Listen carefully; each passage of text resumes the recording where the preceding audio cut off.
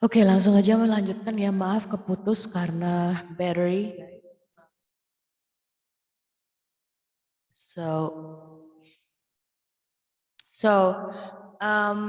Tadi tentang sense dan juga way ya, kurang lebih hampir sama dengan chance ya. Chance, sense dan way.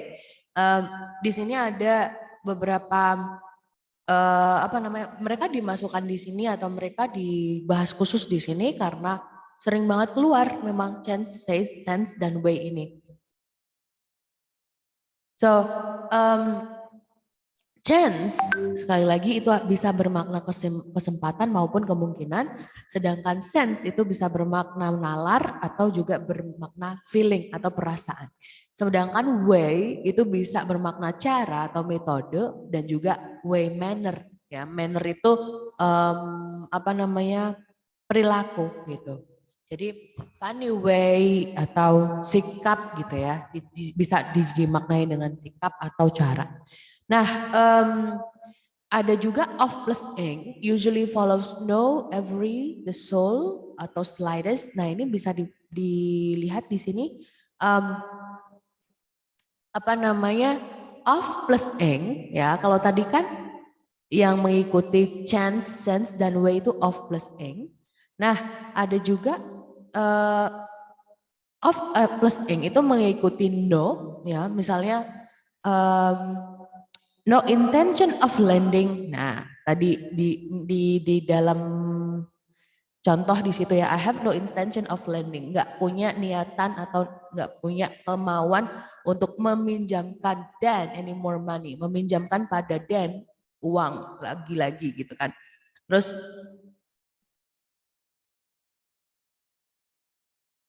kemudian ada juga every, ada the soul, the slightest, ini juga termasuk apa namanya yang mengikuti intention. Ya, no artinya tidak ada, every setiap, the soul itu hanyalah satu-satunya, the slightest itu paling sedikit atau paling tipis gitu ya kalau secara makna, not atau any, not any atau not any atau any, kemudian with the, semua itu tadi plus intention, ditambah dengan intention. Itu biasa diikuti oleh of dan plus ing atau to infinitive. I have no intention of lending Dan any more money. I have every intention that the girls should do. Misalnya kayak gitu. I have the sole intention of bagaimana. Nah ini intention di sini adalah niatan. Aku nggak punya niatan. I have no intention kayak gitu. So karena ini hampir sama, yaitu dengan diikuti of plus ing, maka dia dimasukkan lagi karena chance, sense, dan way ini hampir berdekatan maknanya dengan intention guys. Oke, nah ngomong-ngomong soal kata kerja dan juga preposition, kita mengenal juga two and three word verbs. Two and three word verbs ini dibentuk dari preposition dan kata kerja gitu, kata kerja dan preposition atau bahkan kata kerja dengan kata adverb atau kata keterangan kayak gitu. So misalnya give up gitu ya, kita tahu kata give up. Jadi kata give up itu dari kata give dan ditambah up, jadi maknanya beda gitu. Nah ini tadi yang saya bilang bahwa ini adalah salah satu bagian tersulit dalam bahasa Inggris sih menurut saya gitu. Salah satunya mempelajari ini itu lama gitu guys. Nah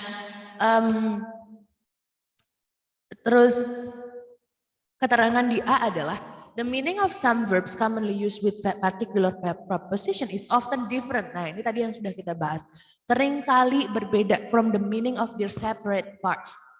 Ketika dia dipisah, maknanya bisa berbeda gitu guys. Makanya kita bisa bilang dia adalah two word verbs atau kata kerja yang terdiri dari dua kata.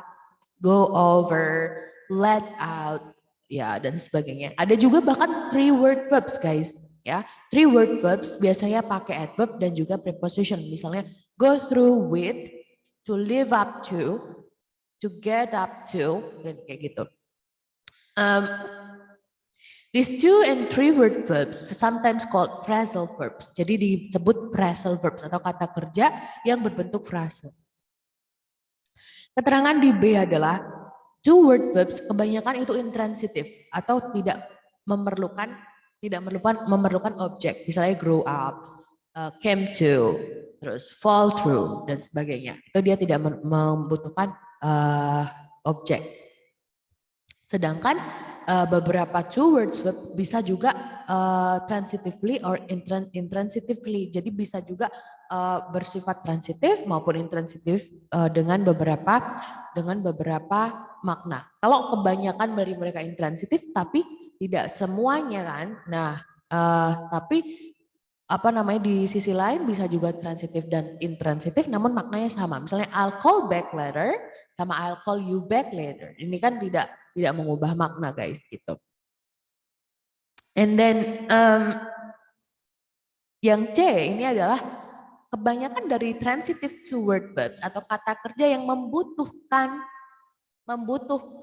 objek. Ya, jangan bingung antara intransitif dan transitif ya guys. Ini masih ngomongin tentang two word verbs. Intransitif berarti tidak membutuhkan objek, misalnya grow up. Saya tumbuh, ya udah tumbuh, bukan saya tumbuh apa kayak gitu. Tapi ada juga transitive word yang membutuhkan, misalnya try. I try apa gitu. Aku mencoba apa? I try out the local food, misalnya kayak gitu. Ya, ini objeknya bisa muncul sebelum atau setelah adverb, setelah out-nya ini tadi ya. Atau preposition, kata-kata kecil itu, particle gitu. So ini bisa kalian simak di sini ada macam-macam di dalam kotak ya, ada bring about, clean up, count out dan sebagainya.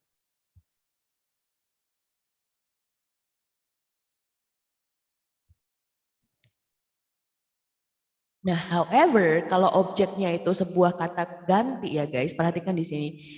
Itu dia harus muncul di tengah-tengah verb dan adverbnya, verb dan partikelnya. Misalnya, I won't be able to go to the party, you have to count me out, count me in, count me out.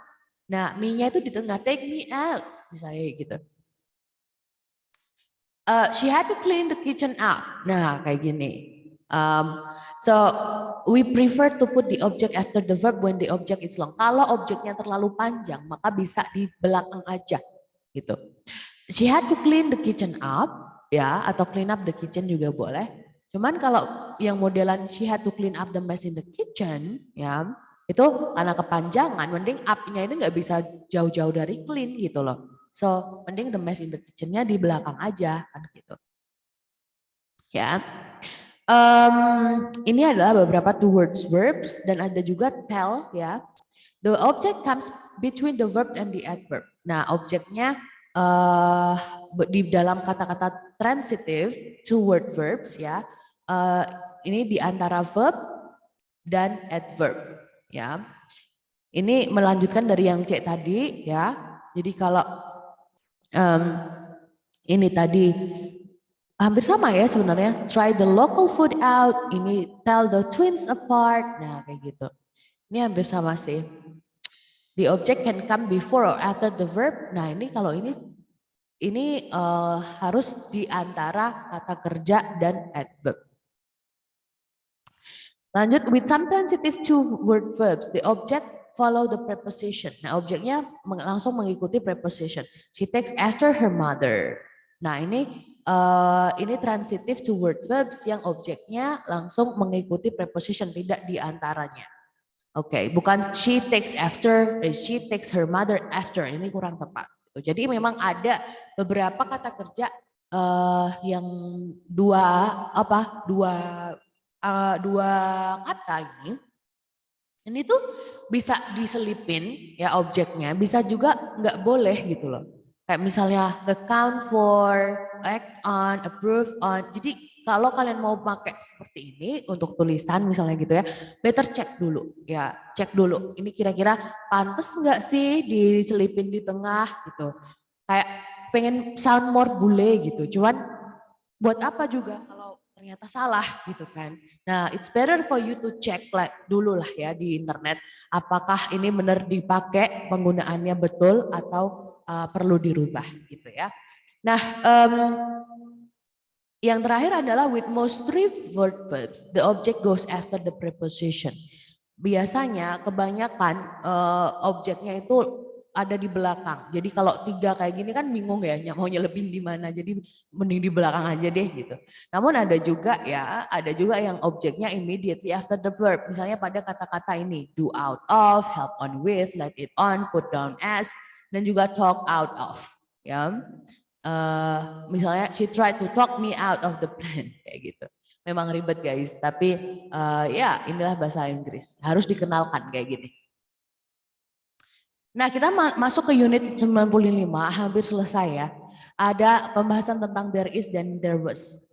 When we introduce a person or thing to say that this person or thing exists or is found in particular place, we can use there be. There be itu exist, kata kuncinya di sini exist. Exist itu ada gitu ya. Ada sebuah, nah kita pakainya there was gitu. Terus kalau dalam question kita tahu ya, kita di invert begini atau dibalik. Is there anybody here? Is there anybody in here? Kayak gitu. Nah, sedangkan there ini bisa juga dipakai diikuti oleh auxiliary seperti must. There must be, harus ada kan, berarti there must be, harusnya ada. Gitu. Harusnya ada beberapa cara untuk mengontak dia. Oke, itulah there dan there was ya. There juga boleh langsung diikuti oleh kata kerja. Mesti there appears to be the major. Nah, jangan bingung. There tanpa kata kerja juga bisa, guys. Gitu. Tanpa kata subject. There itu bisa jadi subject. Ya. Used to be, is supposed to be, tends to be. Ini maksudnya there used to be, there is supposed to be, there tends to be, there appears to be, there seems to be. Boleh dipakai seperti itu ya. Terus because we use there in this way to introduce topics, the nouns after there plus be often has indefinite or non-specific meaning. Maksudnya apa? Jadi ini kaitannya dengan artikel yang udah kita pelajari. An, zero article, any, some, nobody, dan sebagainya. Bukannya the, this, my, your, ya. Untuk memberikan more definite atau lebih spesifik, makna yang lebih spesifik. Misalnya there's nobody here, there's nothing strange. Nah ini sebenarnya kayak maknanya juga masih ada gitu loh. Ada, there's nobody here means nggak ada orang di sini. Gitu. Nah dia there ini fungsinya sangat-sangat fleksibel, tergantung apa yang mengikutinya. Gitu. Nah. The verb be should agree with the noun that comes after it. Jadi ini mau jadi is atau are, mau jadi was atau were, tergantung yang mengikutinya. Kalau yang mengikutinya itu singular ya udah is atau was. Tapi kalau yang mengikutinya adalah plural atau lebih dari satu, maka harus juga plural pakai were atau are gitu ya.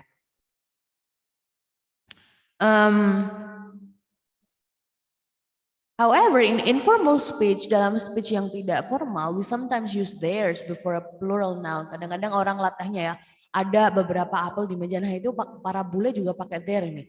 Well, there's some apples on the table. There's some apples on the table. Itu. Jadi kayak there itu maknanya itu ada gitu kan. Masih tetap ada. Nah, sekarang permasalahan tentang there was sama there were. If the noun phrase consists of two or more noun in the list, we use a singular verb if the first noun is singular or uncountable. Perhatikan. And a plural verb if the first noun is plural. Nah, kita pakai was itu menyesuaikan banget apa yang ada di dekatnya yang pertama disebut. A bottle of milk kan dia singular, jadi pakainya was, guys. Sedangkan were di sini, kenapa? Karena some X. Kata kerja yang pertama disebut adalah some X, jadi dia menyesuaikan there were. Nah, meskipun di belakangnya a bottle of milk itu ada some X dan butter, tapi yang dekat adalah a bottle of milk, gitu ya. Oke, so there be ini dipakai dengan diikuti oleh that, WH to infinitive dan or dan ing clause ya, misalnya there is no reason why there is a small stream which, nah ini masih tetap ya sesuai fungsinya digabungkan dengan apa namanya relative clauses yang sudah kita pelajari gitu. There was a taxi waiting outside. There was an attempt to resolve the dispute at the factory. There's a small stream that runs at the bottom of the garden. So ini adalah yang mengikuti there tambah be. There tambah be itu bisa there is, there was gitu ya. Bisa there were, dan there are. Nah, dalam bahasa Inggris yang formal kita pakai there being. There being no evidence against him, he was released. Jadi penggantinya there was atau there were dalam bentuk yang formal itu there being.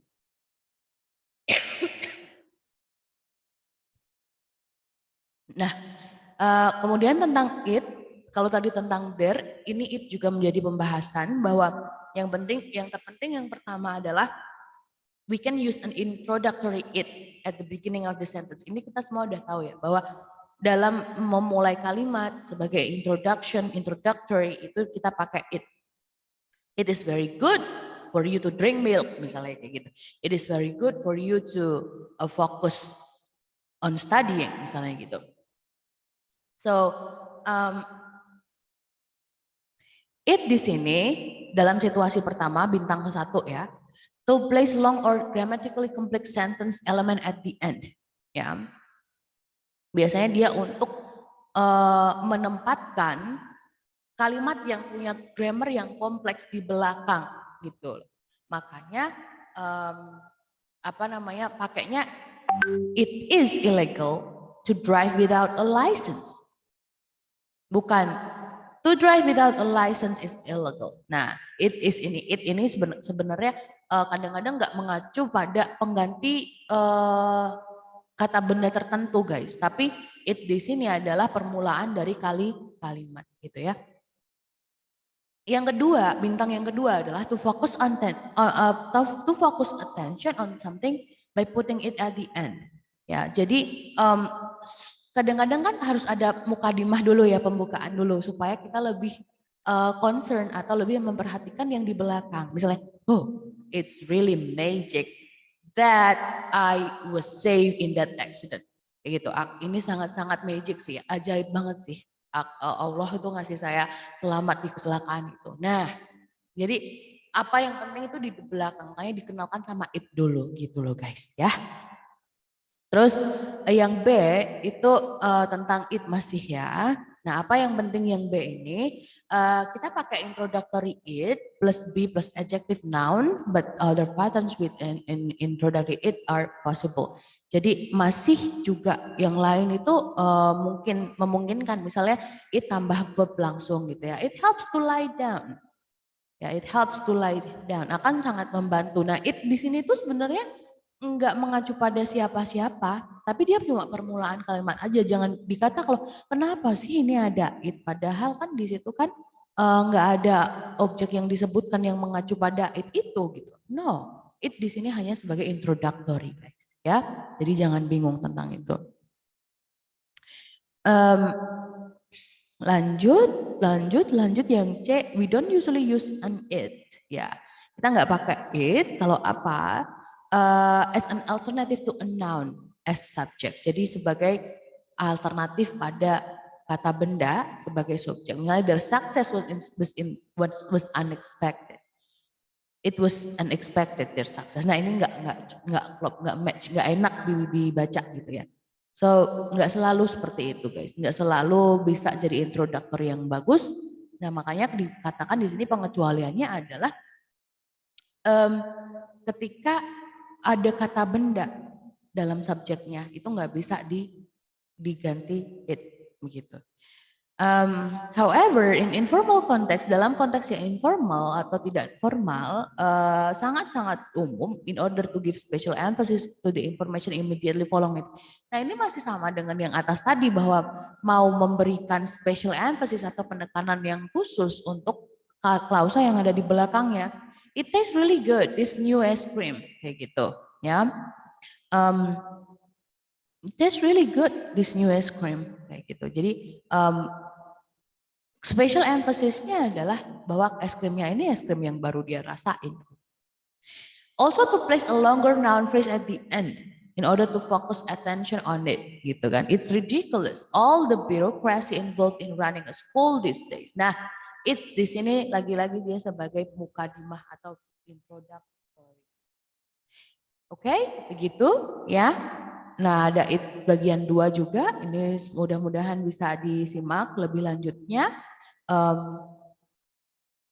Kita hampir selesai guys. Jadi bagian 2 di sini lebih fokus pada apa yang mengikuti it ya, yaitu that, if, dan when clause seperti kata-kata yang bisa kalian baca sendiri ini. Can bear, hate, like, love, resent, and can stand. Misalnya adalah I hate it when you can swim so well and I can't. Nah, I hate it di sini kayak apa ya? Nggak ada bermakna apa-apa. Kayak dia tuh mengacu pada klausa selanjutnya gitu. I hate it when you can swim. I hate. Nah, hate apa? Hate that you can swim so well and I can't gitu loh.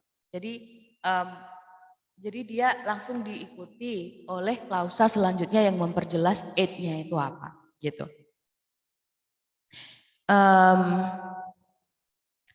With other verbs yang B ini ya, untuk mengindikasikan how we see a particular event or situation, it is followed first by an adjective or noun phrase and then that clause or infinitive clause dan sebagainya.